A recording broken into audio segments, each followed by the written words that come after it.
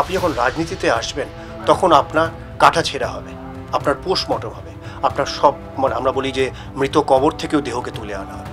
ওনাকে দেখতে নরম প্রকৃতির, কিন্তু ভাষা ওনার করা। আমি যদি মানিকতলার বিধায়ক হই, আমাকে কাউকে 1 টাকা দিতে হবে না। যে মানিকতলায় যদি আমি বিধায়ক হয়ে আসি তাহলে টাকা তোলা বন্ধ। নমস্কার, আপনারা দেখছেন এই মুহূর্তে আজ তাক বাংলা। আর এই মুহূর্তে আজ তাক বাংলার মুখোমুখি হয়েছেন মানিকতলার বিজেপি প্রার্থী কল্যাণ চৌবে। উপনির্বাচনের মতো যেখানে একটা টাফ ফাইট হয়, সরকার পক্ষ যেখানে থাকে তারাই বেশি অ্যাডভান্টেজ পায়, কিন্তু দল আপনার প্রতি ভরসা রাখলো।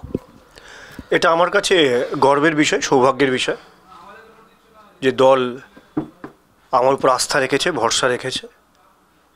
এটা ঠিক যে লোকসভার নির্বাচন, যেখানে কেন্দ্রে সরকার গঠনের নির্বাচন হয়,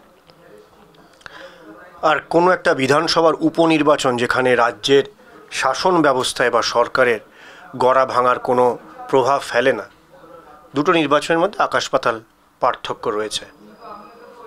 তবুও গণতান্ত্রিক দেশে, গণতান্ত্রিক প্রক্রিয়ায় নির্বাচন আসে, নির্বাচন যায়। আপনারা জানেন যে মানিকতলা উপনির্বাচন অনেক দিন ধরে পেন্ডিং ছিল। গত নির্বাচনে 2021-এ এই বিধানসভায় ভীষণ রকম সন্ত্রাস হয়েছিল, এবং ভোটের দিন থেকে বা ভোটের আগে প্রচার বা গণনায় মানুষকে ভয় দেখানো, লুটপাট ইত্যাদি ছিল। এই সব কেন্দ্র করে আমি কলকাতা হাইকোর্টে একটা ইলেকশন পিটিশন ফাইল করেছিলাম। প্রয়াত সাধনবাবু সেই সময় অসুস্থ ছিলেন, সেহেতু তিনি অসংখ্যবার ডেট নিয়েছেন। এই কেসটা তখন শোনা হয়নি, মামলা শোনা হয়নি। উনি মারা যাওয়ার পরেও অনেক দিন ধরে মামলাটা পড়েছিল। সব শেষে আগস্ট 2023-এ মামলা পুনরায় আসে। তারপর 15টা হিয়ারিংয়ে আমি 14বার অ্যাপিয়ার হই, এবং দাঁড়িয়ে এক একটা হিয়ারিং প্রায় 1 ঘন্টা থেকে 1.5 ঘন্টার হিয়ারিং ছিল। সেই হিয়ারিংয়ে মানিকতলার যে সমস্যার কথা তুলে ধরি, এই পুরো ঘটনায় যে একটা সময় গেছে, যে একটা লড়াই গেছে, পোস্টপোল ভায়োলেন্সেও ভারতীয় জনতা পার্টির কর্মীরা অনেক ক্ষতিগ্রস্ত হয়েছে, আপনারা জানেন, ঘর ছাড়া ছিল। সেই সময় আমার একটা ভূমিকা ছিল। পরে উত্তর কলকাতা জেলা সভাপতি হই। আমার মনে হয় যে এই বিষয়গুলো বিচার করে এই প্রতিকূল পরিস্থিতিতে দল আমার উপর আস্থা রেখেছে, ভরসা রেখেছে, আর সেই কারণে মানিকতলা উপনির্বাচনে প্রার্থী হিসেবে দল আমাকে দাঁড় করিয়েছে। একবার আপনি ইলেকশন পিটিশনের কথাটা একেবারে আপনি তুললেন। সেক্ষেত্রে মানিকতলার ইলেকশনের কনভেনার কুণাল ঘোষ একেবারে কড়া ভাষায় আপনাকে আক্রমণ করে এই প্রশ্নটাই তিনি করেছেন যে আপনি ইলেকশন পিটিশনটা দাখিল করে নাকি মানিকতলার যারা মানুষ, সাধারণ মানুষ, তারা বঞ্চিত থেকেছে। দীর্ঘদিন তারা এমএলএ শূন্য অবস্থায় ছিল, তারা এমএলএ সার্টিফিকেট পেতে অসুবিধে হয়েছে, এমনকি নানান পরিষেবা পেতে মানিকতলার মানুষ তারা কিন্তু অসুবিধার সম্মুখীন হয়েছেন। তিনি একেবারে প্রকাশ্যে এইভাবে আপনাকে কড়া ভাষায় আক্রমণ করছেন। কি বলবেন আপনি? স্বাভাবিক, দেখুন, উনি বিরোধী, উনি সরকার পক্ষের মুখপাত্র, আর উনি তো আমার জন্য কোনো মিষ্টি কথা বলবেন এমন আশা করাটাই অন্যায়। ওনাকে দেখতে নরম প্রকৃতির, কিন্তু ভাষা ওনার করা। এটা ঠিক যে দীর্ঘদিন বিধায়ক না থাকার জন্য মানিকতলার মানুষ বিধায়ক পরিষেবা থেকে বঞ্চিত থেকেছেন।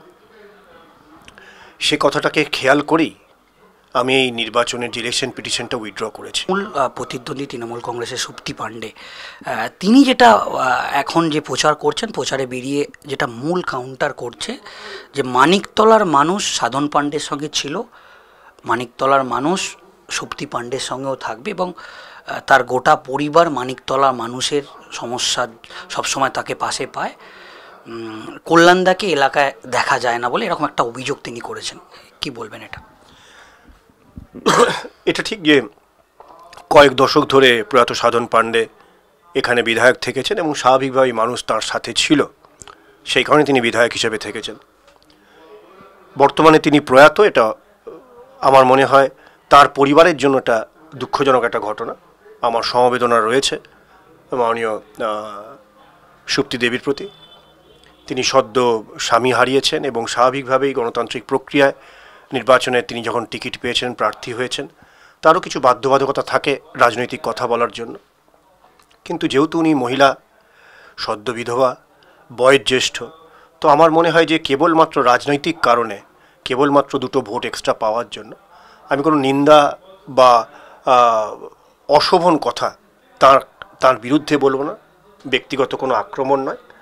আমরা এটুকুই বলতে পারি যে মানুষ সচেতন, মানুষ শিক্ষিত, রুচিসম্পন্ন মানুষ যদি নিজের ভবিষ্যতের কথা ভাবেন, নিজের পরিবারের ভবিষ্যতের কথা ভাবেন, যদি একটা বিকল্প বিধায়কের কথা ভাবেন, দীর্ঘদিন ধরে এক বিধায়ককে দেখেছেন, যদি একটি বিকল্প বিধায়কের কথা ভাবেন, যদি মনে করেন যে এতদিন এক বিধায়কের কে আমরা ভোট দিয়েছি, যদি তারা কোনোভাবে আমাদেরকে এবার ভোট দেন, যদি আমরা জিতে আসি, তারা একটা বিকল্প বিধায়ক পাবেন। নিশ্চয়ই বিকল্প বিধায়ক হিসেবে মানিকতলার মানুষের সমস্যার কথা সংশ্লিষ্ট জায়গা তুলে ধরবো, এই কথা আমি আপনাদের মাধ্যমে বলতে পারি।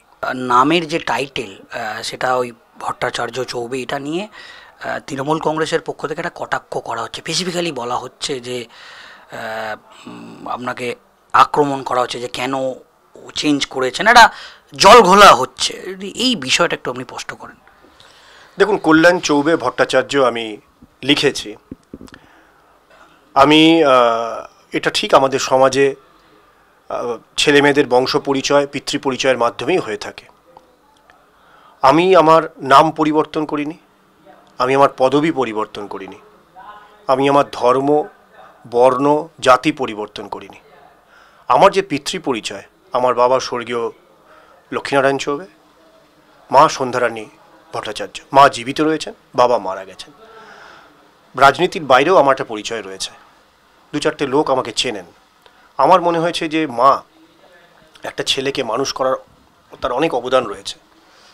আমি ছেলে হিসেবে আজকে সমাজে আমার কিছু নাম আছে, আমি যদি আমার নামের সাথে পিতৃ পরিচয়ের সাথে সাথে মাতৃ পরিচয় যদি যোগ করি, তাতে দোষের কিছু নেই। পিতৃ পরিচয়ের সাথে মাতৃ পরিচয়টাকে যোগ করি, দোষের বা অপরাধের কী আছে? হ্যাঁ, অপরাধ এখানে একটাই, আমি রাজনীতিতে এসেছি। অপরাধ এখানে একটাই, আমি ভোটে দাঁড়িয়েছি। আপনি যখন রাজনীতিতে আসবেন তখন আপনার কাটা ছেঁড়া হবে, আপনার পোস্টমর্টম হবে, আপনার সব, মানে আমরা বলি যে মৃত কবর থেকেও দেহকে তুলে আনা হবে। আমি যদি রাজনীতি না দাঁড়াতাম, এটা হয়তো অনেক লোক সাধুবাদ দিত। মূলত কোন ইস্যুগুলোকে তুলে ধরবেন যেগুলো জন্যে আপনাকে ভোট দেবে বা বিজেপিকে ভোট দেবে? মনে করুন, তুলে যদি নাও ধরতে পারি, একটা কিছু বন্ধ করতে পারি, সেটা হচ্ছে মানিকতলায় ভীষণ রকমভাবে তোলা বিপুল পরিবারে যে টাকা তোলার যে বদ অভ্যাস। আমি যদি মানিকতলার বিধায়ক হই, আমাকে কাউকে 1 টাকা দিতে হবে না। 1 টাকা না আমি তুলব বিধায়ক হিসেবে, না আমার নাম করে দলের কোনো লোক তুলবে। এটা আমি গ্যারান্টি দিতে পারি যে মানিকতলায় যদি আমি বিধায়ক হয়ে আসি, তাহলে টাকা তোলা বন্ধ।